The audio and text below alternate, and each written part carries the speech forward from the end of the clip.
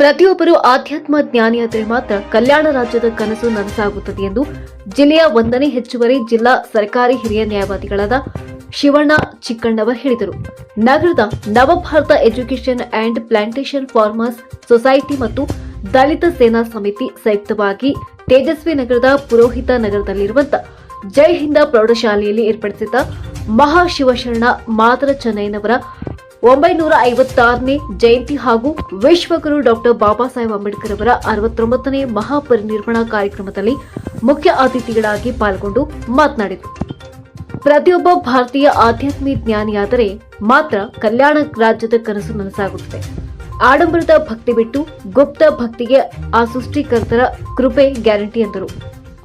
ಮಹಾಶಿವಶರಣ ಮಾದರ ಚೆನ್ನಯ್ಯ ಹುಟ್ಟಿದ್ದು ಕರ್ನಾಟಕದ ಶಿವಮೊಗ್ಗ ಜಿಲ್ಲೆಯಲ್ಲಿ.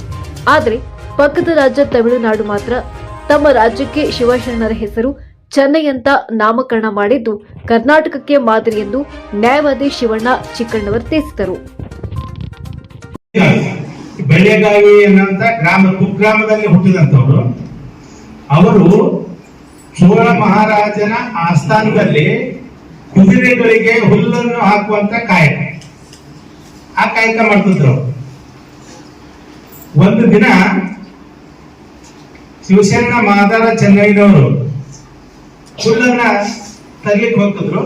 ಹುಲ್ಲನ್ನ ಒಯ್ದು ಕರಿತೇವಲ್ಲ ಮಡ್ರಾಸ್ ಚೆನ್ನೈ ಅಂತ ಕರಿತೇವಲ್ಲ, ಚೆನ್ನೈನ ನಮಗೆ ಗೊತ್ತಿದ್ದಂಗ ರೀಸೆಂಟ್ಲಿ ಬದಲಿ ಮಾಡಿದಾರೆ. ಅದಕ್ಕೂ ಮದ್ರಾಸ್ ಅಂತ ಕರಿತಿದ್ರು. ನಾವೆಲ್ಲ ಸ್ಟೂಡೆಂಟ್ ಇದ್ದಾಗ ಮದ್ರಾಸ್ ಅಂತ ಕರಿತಿದ್ರು. ಮದ್ರಾಸ್ ಅನ್ನೋದನ್ನ ತೆಗೆದು ಚೆನ್ನೈ ಅಂತ ಇಟ್ರು. ಚೆನ್ನೈ ಅಂತ ಯಾಕೆ ಇಟ್ರು ಅಂದ್ರ ಶಿವಶರಣ ಮಾದಾರ ಚೆನ್ನಯ್ಯನವರು ಆ ಮದ್ರಾಸ್ ಪ್ರಾಂತ್ಯದ ಕಂಚಿ ಪಟ್ಟಣದಲ್ಲಿ ಚೋಳ ಮಹಾರಾಜನ ಆಸ್ಥಾನದೊಳಗೆ ಇದ್ದದ್ರಿಂದ ನೆಕ್ಸ್ಟ್ ಏನಾಗ್ತಪ್ಪ ಅಂದ್ರ ಆ ಚೋಳ ಮಹಾರಾಜ ಏನಿದ್ದಲ್ಲ. ಇನ್ನು ಉಪನ್ಯಾಸಕರಾಗಿ ಆಗಮಿಸಿದ್ದ ವಕೀಲ, ಸಾಮಾಜಿಕ ಚಿಂತಕ ಹಾಗೂ ಭಾಷಣಕಾರರಾದ ಅವಿನಾಶ್ ಪೂಜಾರ್ ಅವರು ಮಾತನಾಡಿ, ಪ್ರಾಮಾಣಿಕ ಭಕ್ತಿಯ ಮೂಲಕ ಶಿವಶರಣ ಮಾದರ ಚೆನ್ನಯ್ಯ ಆಂತರಿಕ ಕಲ್ಮಶವನ್ನ ಸ್ವಚ್ಛಗೊಳಿಸಿದರೆ ವಿಶ್ವಗುರು ಡಾಕ್ಟರ್ ಅಂಬೇಡ್ಕರ್ ಅವರು ಮಾನವೀಯ ಮೌಲ್ಯಗಳನ್ನು ಜಗತ್ತಿಗೆ ಪರಿಚಯಿಸಿ ಪ್ರಕಾಶಿಸಿದರು. ಪಾದರಕ್ಷೆಗಳನ್ನ ಮಾಡುವ ಕಾಯಕ ಮಾಡುತ್ತಾ ಗುಪ್ತ ಭಕ್ತಿ ಕಾರ್ಯವನ್ನ ಜಗತ್ತಿಗೆ ಪರಿಚಯಿಸಿ ಶಿವನನ್ನ ಒಲಿಸಿಕೊಂಡ ಶಿವಶರಣ ಚೆನ್ನಯ್ಯನವರು ಎಂದು ಪೂಜಾರವರು ತಿಳಿಸಿದರು. ಈಗ ನಾನು ದೊಡ್ಡ ಭಾಷಣ ಮಾಡಬಹುದು, ಬಟ್ ನೀವೆಲ್ಲ ಮಕ್ಕಳು ಇರೋದ್ರೆ ನಿಮ್ಮ ಮಕ್ಕಳ ರೀತಿಯಲ್ಲಿ ಹೇಳ್ಬಿಡ್ತು. ನಾನು ನಿಮಗೆ ಎಲ್ಲದನ್ನು ನೀಟಾಗಿ ಹೇಳ್ತೀನಿ. ಈಗ ಇಲ್ಲಿ ಗಂಡು ಮತ್ತು ಹೆಣ್ಣು ಎರಡು ಲಿಂಗಗಳದ್ರಿ. ಗಂಡು ಮತ್ತು ಹೆಣ್ಣು ಎರಡು ಲಿಂಗಗಳದು ಸುಮಾರು ಶತಮಾನಗಳಿಂದ ಐತಲ್ಲ. ನಿಮ್ಗೆ ಯಾವುದೇ ರೈಟ್ಸ್ ಇದ್ದಿದ್ದಿಲ್ಲ. You don't have any rights to right to educate. ನಿಮ್ಗೆ ಎಜುಕೇಶನ್ ತೊಗೊಳಕ್ ಹಕ್ಕ ಇದ್ದಿದ್ದಿಲ್ಲ. ನಿಮ್ಗೆ ಪುರುಷ ಸರಿ ಸಮಾನ ಕುಂದ್ರಕ್ ಹಕ್ಕಿದ್ದಿದ್ದಿಲ್ಲ. ಎಲೆಕ್ಷನ್ ನಿಲ್ಲಕ್ ಹಕ್ಕಿದ್ದಿದ್ದಿಲ್ಲ. ಹೌದ್ರಿ, ಏನೇ ಇದ್ದಿಲ್ಲ ನಿಮ್ಗೆ. ಸುಮ್ಕ ಪ್ರಾಯ ಇರ್ತಾವಲ್ಲ, ಊರ ದನ ಕೆಟ್ಟಿರ್ತಾರ, ಅದ್ರಾಗ ನಿಮ್ಗೆ ಒಂದು ಗಾಡಿಯಾಗ ಕೆಟ್ಟದ್ ಮದುವೆ ಮಾಡ್ಬೇಕು, ಬಾಲ್ಯ ಮಾಡ್ಬೇಕು, ಗಂಡ ಸತ್ರ ಗಂಡನ ಚಿಂತೆಗೆ ಹೋಗ್ಬೇಕು. ಗಂಡ ಸಣ್ಣಗಿರತ್ತ ಗಂಡ ಸಣ್ಣ ಸತ್ತಪ್ಪ ಅಂದ್ರೆ ಮದುವೆ ಆಗಿರ್ತೈತಿ, ಆಕೆ ವಿಧವೆ ಅಂತ ಸಣ್ಣಗಿರತ್ತ ಮುದಿಕೆ ಆಗವರಿಗೆ ಅದು ಬೆಳೆ ಬಟ್ಟೆಗೆ ಇರ್ಬೇಕು. ಗುಂಡು ಹೊಡ್ಸೋದು ಗೊತ್ತ ನಿಮ್ಗೆ? ಹೆಣ್ಮಕ್ಳು ಗುಂಡು ಹೊಡಿಸಿದ್ರು ಅವ್ರು ಬೆಳೆ ಬಟ್ಟೆ ಹಾಕಿ. ಅಂತ ಪರಿಸ್ಥಿತಿ ಕಾಲಘಟ್ಟದಲ್ಲಿ ಐತಲ್ರಿ ನಿಮ್ಮೆಲ್ಲರಿ ಸ್ಪೆಷಲಿ ಹೆಣ್ಮಕ್ಳಿಗೆ ಐತಲ್ಲ ಒಂದು ಹೊಸ ಸೂರ್ಯನಾಗಿ ಜ್ಞಾನದ ಬೆಳಕಾಗಿ ಬಂದಂಥದ್ದು ಯಾರಂದ್ರಪ್ಪ ಬಾಬಾ ಸಾಹೇಬ್ ಅಂಬೇಡ್ಕರ್. ಇದನ್ನ ನೆನ್ಪಿಟ್ಕರಿ. ನೀವು ಇವತ್ತು ಯಾರು ಓದಿ ಮುಂದೆ IAS KS ಆಗ್ತೀರಿ, DC ಡಾಕ್ಟರ್ ಇಂಜಿನಿಯರ್ ಆಗ್ತೀರಿ, ಅದು ನಿಮ್ಮ ತಂದೆ ತಾಯಿ ಶ್ರಮದ ಜೊತೆ ಐತಲ್ಲ. ನಿಮ್ಗೊಂದು ಹಕ್ಕು ಕೊಟ್ಟಾರೆ ಯಾರಂತಪ್ಪ ಅಂದ್ರ ಡಾಕ್ಟರ್ ಬಾಬಾ ಸಾಹೇಬ್ ಅಂಬೇಡ್ಕರ್. ಇದು ನೆನ್ಪಿಟ್ಕರಿ. ಹಿರಿಯ ಪತ್ರಕರ್ತರು ಮತ್ತು ದಲಿತ ಸೇನಾ ಸಮಿತಿ ಕಾರ್ಯಾಧ್ಯಕ್ಷರು ಹಾಗೂ ಸಾಮಾಜಿಕ ಚಿಂತಕ ಬಸವರಾಜ್ ಆನೆಗುಂದಿ ಮುಖ್ಯ ಅತಿಥಿಗಳಾಗಿ ಆಗಮಿಸಿ ಮಾತನಾಡಿದರು. ಜ್ಞಾನಕ್ಕೂ ಮತ್ತು ಶಿಕ್ಷಣಕ್ಕೆ ಬಡತನ ಕಾರಣವಲ್ಲ, ಯಾವುದೇ ಸಂಬಂಧವಿಲ್ಲ ಎಂದು ಜಗತ್ತಿಗೆ ತೋರಿಸಿಕೊಟ್ಟವರು ವಿಶ್ವಗುರು ಡಾಕ್ಟರ್ ಅಂಬೇಡ್ಕರ್ ಅವರು. ಭವಿಷ್ಯದಲ್ಲಿ ಏನೇ ಆದರೂ ಮೊದಲು ಮಾನವತಾವಾದಿಗಳಾಗಿ ನಾಯಕತ್ವದ ಗುಣಗಳನ್ನು ಬೆಳೆಸಿಕೊಳ್ಳುವಂತೆ ವಿದ್ಯಾರ್ಥಿಗಳಿಗೆ ಆನೆಗುಂದಿ ಅವರು ಕರೆ ನೀಡಿದರು. ಹೇಳ್ದಂಗೆ ಚೆನ್ನಾಗಿ ಅಭ್ಯಾಸ ಮಾಡಿ. ಯಾಕಂದ್ರೆ ನೀವೆಲ್ಲ ಬಡತನದಿಂದ ಬಂದವರು. ನಾನು ಅಲ್ಲಿ ಕುಂತಾಗ ವೇದಿಕೆ ಕಾರ್ಯಕ್ರಮ ಮಾಡೋದಾಗ ನಾವು ಹಿಂದೆ ಕುತ್ಕೊಂಡ್ತಿದ್ದೀವಿ, ಏನಪ್ಪ ಅವ್ರು ಮಾತಾಡ್ತಾರ ಅಂತ. ಒಬ್ರು ಒಂದ್ಸಲ ಅತಿಥಿಗಳು ಕೇಳಿದ್ರು ನನಗೆ, ನೀ ಏನಕ್ಕಿ ಅಂತ. ಒಬ್ರು ನಾನು ಟೀಚರ್ ಹಾಕ್ತೇನ್ರಿ, ನಾನು ಲಾಯರ್ ಆಗ್ತೀನಿ, ಒಬ್ರು ಪೊಲೀಸ್ ಆಗ್ತೀನಿ, ಏನೋ ಹೇಳಿದ್ರು. ಒಬ್ರು ಡಾಕ್ಟರ್ ಆಗ್ತೀನಿ ಅಂದ್ರು. ನಾನು ಪಳೆ ಬಂದಾಗ ನಾ ಎದ್ದು ನಿಂತೆ, ನಾ ಏನ್ ಹೇಳ್ಬೇಕಂತ ಗೊತ್ತಾಗಲಿಲ್ಲ. ಅವಾಗ ನನ್ನ ಮನಸ್ಸಿನಲ್ಲಿ ತೋರಿಸ್ತಾ ಇತ್ತು, ಇಡೀ ಜಗತ್ತನ್ನ ಪ್ರಶ್ನೆ ಮಾಡುವಂತ ವ್ಯಕ್ತಿ ಆಗ್ಬೇಕು, ಆದ್ರೆ ಏನ್ ಆಗ್ಬೇಕಂತ ನಮ್ಗೆ ಗೊತ್ತಾಗ್ತಾ ಇರಲಿಲ್ಲ. ಅವಾಗ ನಾನು ಆಯ್ಕೆ ಮಾಡಿದ್ದು LLB ಮಾಡಿದ್ರೆ ವಕೀಲ ಆದ್ರೆ ನಾವು ಕೋರ್ಟ್ನಾಗ ವಾದ ಮಾಡೋದು. ಯಾಕಂದ್ರೆ ಪಿಕ್ಚರ್ ನಾ ನೋಡ್ತಿದ್ವಲ್ರಿ, ವಕೀಲರು ಅಂದ್ರೆ ಸ್ಟ್ಯಾಂಡರ್ಡ್, ಜಡ್ಜ್ ಅಂದ್ರೆ ಸ್ಟ್ಯಾಂಡರ್ಡ್ ಅನ್ನುವಂತ ಭಾವನೆ ಇತ್ತು. ಹಾಗಾಗಿ LLB ಮಾಡ್ಕೊಂಡೆ, ಪತ್ರಿಕೋದ್ಯಮ ಮಾಡ್ಕೊಂಡೆ. ಅವಾಗ LLB ಮಾಡ್ತಾ ಇರ್ಬೇಕಾದ್ರೆ ಇದಕ್ಕಿಂತ ವಕೀಲರು ಸಿಕ್ಕಾಪಟ್ಟಿ ಇದ್ರು. ಅವ್ರ ಜೊತೆ ನಾವು ಕಾಂಪೀಟ್ ಮಾಡೋಕ್ಕಾಗಲ್ಲ ಅಂತೇಳಿ ನಾವು ಪತ್ರಿಕೋದ್ಯಮ ಬಂದೆ. ಪತ್ರಿಕೋದ್ಯಮ ನನ್ನ ಜೀವನವನ್ನ ಬದುಕನ್ನ ಕಟ್ಕೊಡ್ತು.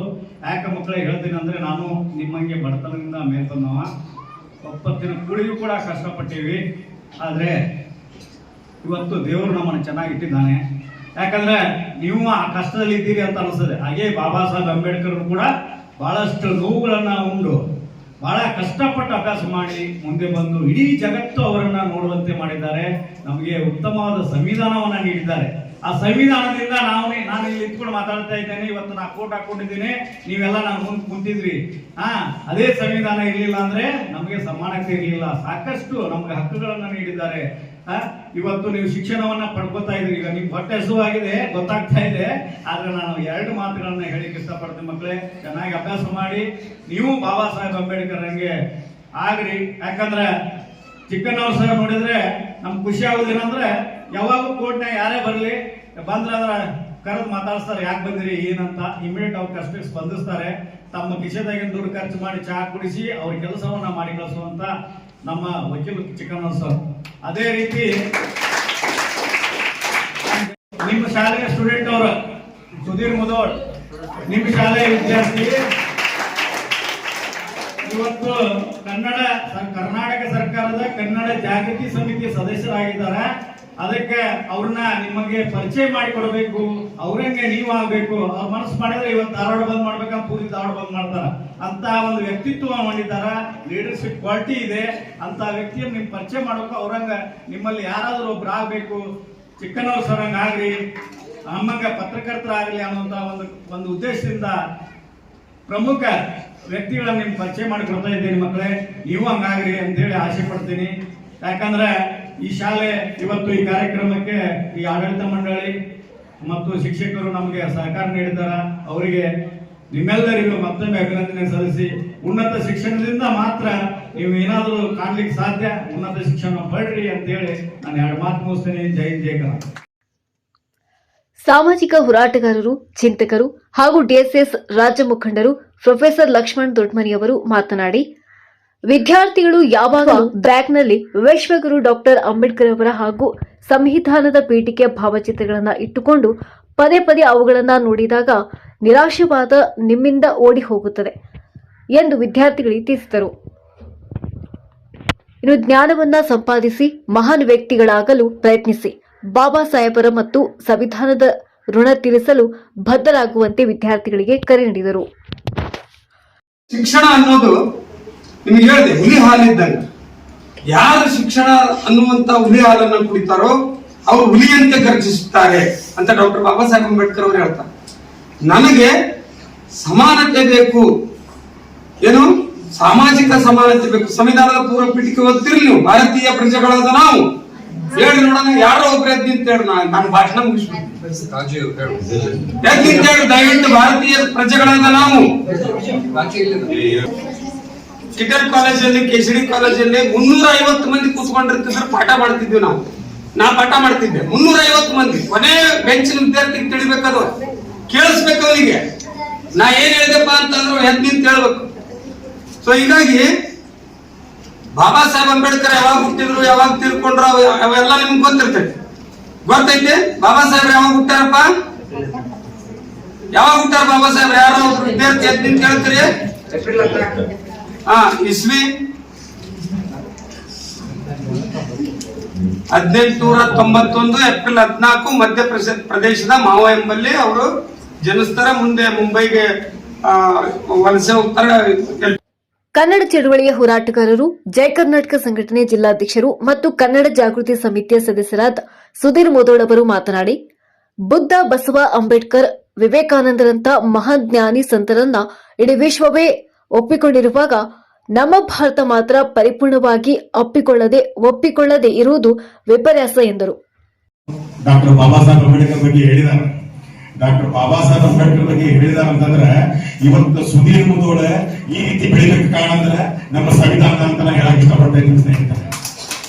ಯಾಕಂದ್ರೆ ಡಾಕ್ಟರ್ ಬಾಬಾ ಸಾಹೇಬ್ ಅಂಬೇಡ್ಕರ್ ಕೊಟ್ಟಂತ ಈ ಸಂವಿಧಾನಕ್ಕೆ ನಾವು ಏನು ಬೇಕಾದ್ರೂ ಸಾಧನೆ ಮಾಡಬೇಕನ್ನೋ ಉದಾಹರಣೆ ಇವತ್ತು ನಾನಾ ಕಾರಣ ಅಂತ ಹೇಳ್ತಾ ಇದ್ದೀನಿ. ಯಾಕಂದ್ರೆ ಉದಾಹರಣೆ ಯಾಕೆ ಹೇಳ್ತಾ ಇದ್ದೀನಿ ಅಂದ್ರೆ, ನಾನು ಒಂದು ಈ ಸಾಲಿ ಬಗ್ಗೆ ಹೇಳ್ತೀನಿ. ಜೈನ್ ಸ್ಕೂಲ್ ಗಣೇಶ್ ನಗರ ಒಂದು ಧಾರವಾಡದ ಒಂದು ಏರಿಯಾದ ಇದ್ದಂತ ಸ್ಕೂಲ್, ಅಲ್ಲಿ ಸಿಲೆಕ್ಟೆಡ್ ಒಂದು 20 ಜನ ಇರ್ತಿದ್ವಿ. ಅದ್ರಾಗ ಒಂದು 6 ಜನ ಹುಡುಗಿಯರ, ಹುಡುಗಿ 3 ಜನ ಹುಡುಗರು ಇರ್ತಿದ್ವಿ. ದಿನಾ ಬಸ್ಸಿಗೆ ಹೋಗ್ಬೇಕ, ಆ ಬಸ್ನ್ಯಾಗ ಹೋಗಿ ಆ ಶಾಲ್ಯಾಗ ಕಲ್ತ ಈ ಮೆಟ್ರಿಕ್ ಬಯಕ ಕಾರಣ ಅಂದ್ರೆ ಈ ಜೈನ್ ಸ್ಕೂಲ್ ಅಂತ ಹೇಳಕ್ ಇಷ್ಟಪಡ್ತಾ ಇದ್ದೀನಿ ಸ್ನೇಹಿತರೆ.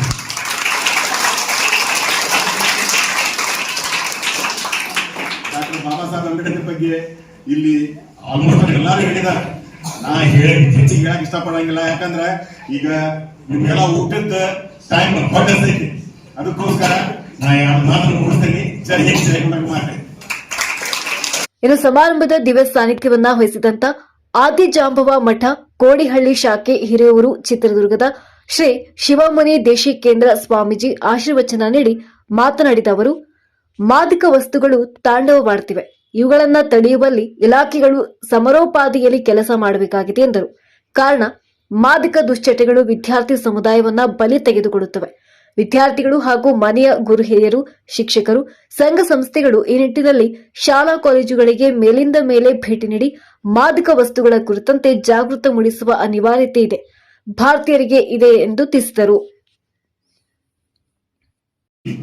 ಅದರಿಂದ ಒಂದು ವಸ್ತ್ರ ಅಂತಂದ್ರೆ ಇದರ ಒಂದು ವೈಶಿಷ್ಟ್ಯ ಏನಂದ್ರೆ, ಬಹಳ ಒಂದು ಓದಿನಲ್ಲಿ ಏನು ನೀವು ನಿಷ್ಠೆ, ಒಂದು ಬಹಳ ಏಕಾಗ್ರತೆ ವಹಿಸ್ತಿರೋ ವಸ್ತ್ರದಲ್ಲೂ ಸಹ ಅದೇ ತರ ಇರುತ್ತೆ. ಹೆಣ್ಣು ಮಕ್ಕಳು ಗಂಡು ಮಕ್ಕಳು ಸಮವಸ್ತ್ರ. ಏನೇನೋ ಸಂದರ್ಭ ಬಂದ್ಬಿಟ್ಟು ಈ ಧರ್ಮನ ಒಳಗೆ ತಂದ್ಬಿಟ್ಟು ಇಟ್ಬಿಟ್ಟಿದ್ರು. ಈಜಾಬ್ ಅಂತ ಅದೇನೋ ಬುರ್ಕ ಅಂತ ಈಜಾಬ್ ಹಾಕಿ ಬರೋದು ಹೆಣ್ಣು ಮಕ್ಕಳು, ಗಂಡು ಮಕ್ಕಳು ಅದೇನೋ ಕೇಸರಿ ವಸ್ತ್ರ. ಇದು ಅವ್ರವ್ರ ಮನೆಯಲ್ಲಿ ಮಾಡ್ಕೋಬೇಕು, ಅವ್ರವ್ರ ಸ್ವಂತ ಮನೆಯಲ್ಲಿ ಹಿಜಾಬ ಬುರ್ಕನ ಮಾಡ್ಕೊಂಡ್ಬರ್ಲಿ. ಗಂಡು ಮಕ್ಕಳು ಕೂಡ ಅವ್ರವ್ರ ಮನೆಯಲ್ಲಿ ಅದೇನೋ ಕಾವಿ ವಸ್ತ್ರನ ಅದೇನೋ ಅಂತ ಅವರು ಹಾಕೋದು. ಇದು ಶಾಲೆಯ ಮೇಲೆ ಇಲ್ಲಿನ ಆಡಳಿತ ಮಂಡಳಿ ಏನು ಒಂದು ನಿಯಮ ಇರುತ್ತೋ ಆ ನಿಯಮಕ್ಕೆ ತಕ್ಕಂತೆ ಇರಬೇಕು. ಶಾಲೆಯಲ್ಲಿ ಎಲ್ಲರೂ ಸರ್ವರು ವಿದ್ಯಾರ್ಥಿಗಳು ಒಂದೇ. ಅದರಿಂದ ನೀವು ತಲೆ ಕೊಡಬೇಡ್ರಿ, ಅದಕ್ಕೆ ಮನಸ್ಸು ಕೊಡಬೇಡ್ರಿ ವಿದ್ಯಾರ್ಥಿಗಳು. ಇನ್ನು ಈ ದೇಶದಲ್ಲಿ ಹಬ್ಬ ಹರಿದಿನಗಳಲ್ಲಿ ಎಲ್ಲ ಸಮುದಾಯದ ಜನರು ಒಂದೇ ತಟ್ಟೆಯಲ್ಲಿ ಪ್ರಸಾದ ಗ್ರಹಣ ಮಾಡುವುದಿಲ್ಲವೋ ಈ ದೇಶದಲ್ಲಿ ಕಲ್ಯಾಣ ಎಂಬ ಪದಕ್ಕೆ ಅಥವಾ ಪ್ರಜಾಪ್ರಭುತ್ವ ಎಂಬ ಶಬ್ದಕ್ಕೆ ಸರಿಯಾದ ಅರ್ಥ ಬರುವುದಿಲ್ಲ ಎಂದು ವಿಷಾದಿಸಿದರು. ಆ ಭಗವಂತ ಎಲ್ಲ ವರ್ಗದ ಜನರಲ್ಲಿ ರಕ್ತದ ಭೇದ ಭಾವ ಮಾಡದೇ ಇರುವಾಗ ಚರ್ಮದ ಬಣ್ಣಗಳಲ್ಲಿ, ಆಕಾರಗಳಲ್ಲಿ ಭೇದ ಮಾಡುವ ಹಕ್ಕು ಯಾವ ಮನುಷ್ಯರಿಗೂ ಇಲ್ಲ ಎಂದರು. ಇರುವ ಸಂದರ್ಭದಲ್ಲಿ ವಿದ್ಯಾರ್ಥಿಗಳಿಗೆ ಕರೆ ನೀಡಿದ ಸ್ವಾಮೀಜಿಗಳು, ಫೇಲು ಶಬ್ದಕ್ಕೆ ನಿರಾಶರಾಗಬೇಡಿ, ಬೇಗ ಮಲಗಿ ಬೇಗ ಎದ್ದೇಳಿ, ಮಹಾನ್ ವ್ಯಕ್ತಿಗಳ ಭಾವಚಿತ್ರಗಳನ್ನ ಮೇಲಿಂದ ಮೇಲೆ ನೋಡುತ್ತಾ ಶಿಕ್ಷಣ ಜ್ಞಾನವನ್ನ ಕರಗತ ಮಾಡಿಕೊಂಡು ಸಮಾಜ ನಿಮ್ಮನ್ನ ಗುರುತಿಸಿಕೊಳ್ಳುವಂತ ವ್ಯಕ್ತಿಗಳಾಗಿ ಎಂದರು. ಗೌರವ ಅತಿಥಿಗಳಾಗಿ ಉದಯಕಾಲ ದಿನಪತ್ರಿಕೆಯ ಧಾರವಾಡ ಜಿಲ್ಲಾ ವರದಿಗಾರ ಹಾಗೂ ಸಾಮಾಜಿಕ ಹೋರಾಟಗಾರರು ಗುರುರಾಜ್ ಸುಳ್ಳೊಳ್ಳಿ ಅವರು ಮತ್ತು ಹಿರಿಯ ಪತ್ರಕರ್ತರಾದ ಉಳವನ ಗೌಡ ಪಾಟೀಲ್ ಆಗಮಿಸಿದ್ದರು. ಜೈ ಹಿಂದ ಪ್ರೌಢಶಾಲೆಯ ಮುಖ್ಯ ಅಧ್ಯಾಪಕರಾದ ಡಾಕ್ಟರ್ ರವಿಕುಮಾರ್ ಪೂಜಾರ್ ಅಧ್ಯಕ್ಷತೆ ವಹಿಸಿ ಕಾರ್ಯಕ್ರಮವನ್ನು ಉದ್ಘಾಟಿಸಿದರು. ಈ ಸಂದರ್ಭದಲ್ಲಿ ಸಮಿತಿ ರಾಜ್ಯ ಯುವ ಘಟಕದ ರಾಜ್ಯಾಧ್ಯಕ್ಷರಾದ ಶ್ರೀನಿವಾಸ್ ಅವರೊಳ್ಳಿ, ಪಂಚಯ್ಯ ಪೂಜಾರ್ ಸೇರಿದಂತೆ ಬೋಧಕೇತರ ಸಿಬ್ಬಂದಿ ಹಾಜರಿದ್ದರು.